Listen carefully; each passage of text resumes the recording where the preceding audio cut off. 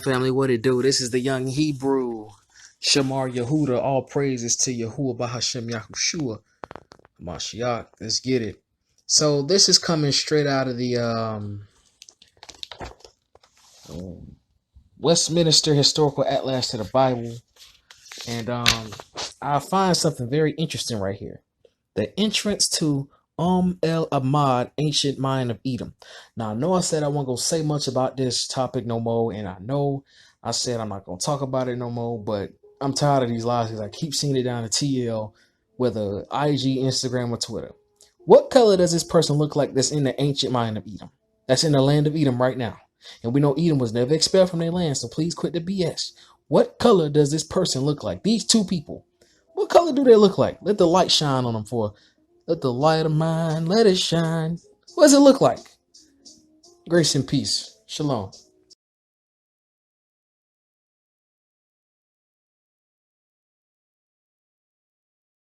Lawsuits against my employer, which are currently pending. 2 lawsuits.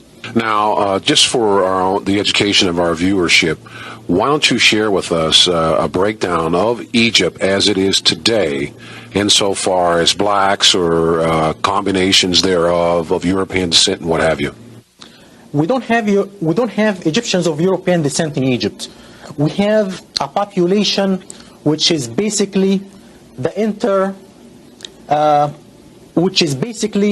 a mixture of ancient Egyptian blacks who intermarried with Arabs right after the Arab conquest. The ancient Egyptian population was brown and black before the Arab conquest. But before the Arab conquest came the Greeks. It was the ancient Egyptian population was in Egypt for thousands of years. The ancient Egyptian population was. I'm a black Egyptian. My father is much darker than I am. My mother is lighter than I am. In Egypt, people are identified by the religion first, not the race. So in Egypt, if you are Christian, you are a minority person. But if you're black, you're not a minority person. You are a part of the mainstream society. And I came from this background. And in Egypt, you identify as Arab and as Muslim. And in this country, when I first came, I identified myself as Arab American and Muslim first. And gradually, I became to identify myself as black. I came to the U.S. in 1978. And I became a U.S. citizen in 1985. When I became a U.S. resident, I was told by the Immigration and Naturalization that I am white. And I told them that I'm black, and they said, no, in this country, you are white. All Arabs in this country, all Arab immigrants are white. Because Egypt, the ancient Egyptian civilization was a black civilization, and ancient Egyptians were black according to the Greek scholars and the Roman scholars. Ancient Egypt became white only in the 19th century and in the 20th century. And the scholar who is responsible for this is Seligman, the noted anthropologist from England, Seligman. White supremacy argues that blacks are inferior than white intellectually. They are subhuman and they are incapable of building a civilization. White supremacy had one dilemma until Seligman came. The dilemma was ancient Egypt white. I didn't pay much attention in the beginning to this because in the Arab world we identify with our ethnicity first as Arabs and then with the race second as black or white or whatever. But in this country you identify with your racial group first and then with your ethnicity second. Gradually I became black first and Arab second. And I rejected my white classification publicly for the first time in 1987 in February as a panelist in a function sponsored by the Association of the Study of Black Life and History in Detroit. I said that I belong to 2 minority groups. I am Arab American and Black American, and I am racially black and ethnically Egyptian. I was harassed by my employer right after that.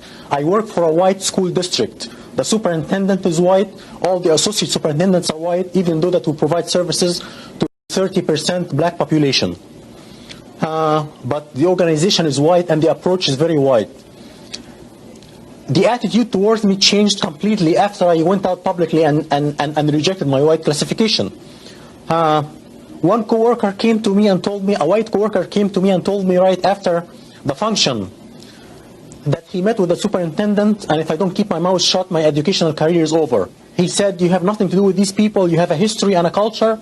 These people came from the jungle, you have nothing to do with them. These people lie and steal. When I see one of them in my neighborhood, I call the police.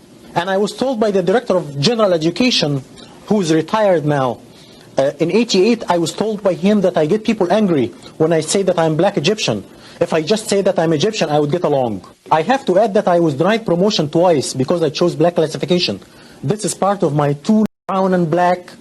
And the Greeks came in 300 BC, and they started to intermarry with the local population. And then the Romans came and ruled from 70 BC until they were conquered by the Arabs and kicked out by the Arabs in the 7th century. And these people intermarried with the Egyptian Copts, and they made the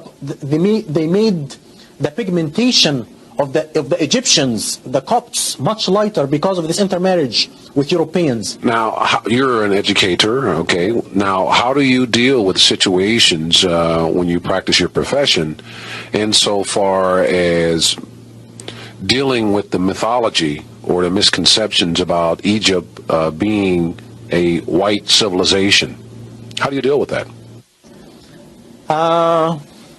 This is a big problem. It was black according to the Greek and the Roman scholars. 10 of them said that, including Aristotle and Plato. 10 of them said that in writing. They had this dilemma. Ancient Egyptian was black. So if blacks are inferior intellectually and are incapable of building a civilization, how come the ancient Egyptians built a civilization? Seligman found the solution for this dilemma. He came up with a theory called the Hemite theory. He separated the blacks who built a civilization in Egypt and Ethiopia from the rest of the black race, and he called them brown-skinned whites, or the Hemites. So Seligman saved white supremacy from this dilemma, and all the white scholars followed him from that time on. This was at the end of the 19th century. And since that time, white scholarship says that ancient Egypt is white. Mustafa Hefni is currently working on his doctorate degree at Wayne State University. His dissertation topic is a content analysis of the treatment of ancient Egypt in world history textbooks. And just how far is this determined Egyptian willing to go to be classified black? I want to carry my case all the way up to the U.S. Supreme Court if necessary.